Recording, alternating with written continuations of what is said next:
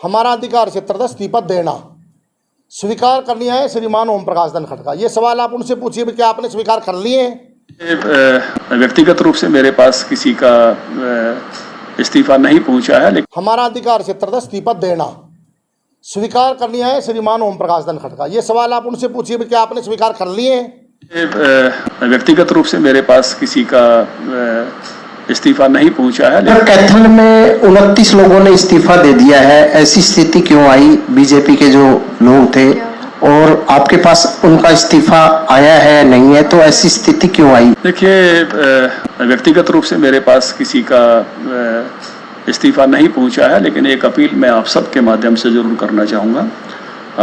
महापुरुष सबके साझे के होते हैं। महापुरुषों को कभी जाति के नज़रिए से हमको नहीं देखना चाहिए, उनका क्षेत्र के नज़रिए से भी नहीं देखना चाहिए। जैसे सुभाष हैं तो पूरे देश के नायक हैं, भगत सिंह हैं तो पूरे देश के नायक हैं, राजगुरु हैं तो पूरे देश के नायक हैं, राम हैं तो हर दिल के नायक हैं, हम ऐसे कृष्ण हैं तो हर दिल के नायक हैं। इनको हम जातीय नज़रिए से नहीं देखना चाहिए किसी को भी। महापुरुष सबके साझे होते हैं और इसी दृष्टि से सबको देखना चाहिए। और ऐसी कोई बात हुई है, किसी की भावनाओं को कोई ठेस पहुंची है, तो हम उनको समझाएं बुझाएंगे, पार्टी को सभी कार्यकर्ताओं को साथ लेकर आगे बढ़ेंगे। ऐसा है जी, ऐसा मैसेज मैं आपको बताता हूँ। हमारे पास जो हमारे इस्तीफे हैं, जो आपकी भारतीय जनता पार्टी का अध्यक्ष हैं श्रीमान हमारे ओम प्रकाश धनखड़ जी, उनके पास जो हमारे पार्टी के अध्यक्ष होते हैं, मुखिया होते हैं, उनके पास हमने अपने इस्तीफे भेज दिए हैं।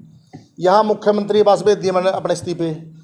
उसके बाद जब हमारे से इस सुलह के बारे में सांसदों के फ़ोन आ रहे हैं, दूसरे हमारे जो मंत्री हैं या अधिकारी हैं जिनके भी फ़ोन आ रहे हैं, तो तभी तो आ रहे हैं, तब हमने इस्तीफे भेजे हैं वहाँ। ये उनको कोई सपना तो नहीं आ रहा।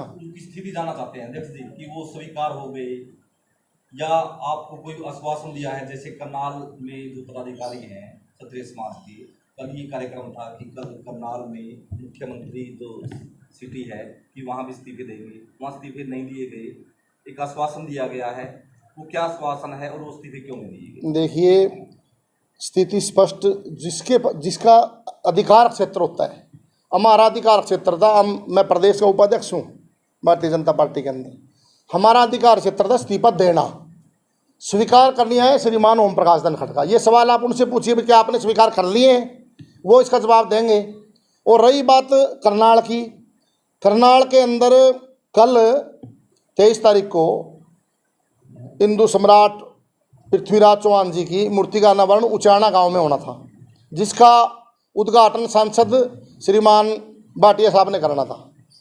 तो समाज के जो हमारे पार्टी के कार्यकर्ता, उन्होंने उसको कैंसिल कर दिया। भाई नहीं भाई, हम फिलहाल जब तक हमारे इस विवाद का कोई निपटारा नहीं हो जाता, हम किसी भी अपने भारतीय जनता पार्टी के नेता को नहीं बुलाएंगे अपने कार्यक्रम में। तो उन्होंने कैंसिल कर दिया। तो इस प्रकार का विरोध है और सभी ने इस्तीफे लिखकर अपने दे दिए जिलाध्यक्ष को। रिमाइंडर भेज देते कि हमारा इस्तीफा स्वीकार नहीं हुआ। हमने रिमाइंडर भेज रखे हैं, 2 बार मैं आपको दिखा दूँगा, मैंने भेज रखे हैं, PDF भेजे हुए हैं मैंने जी।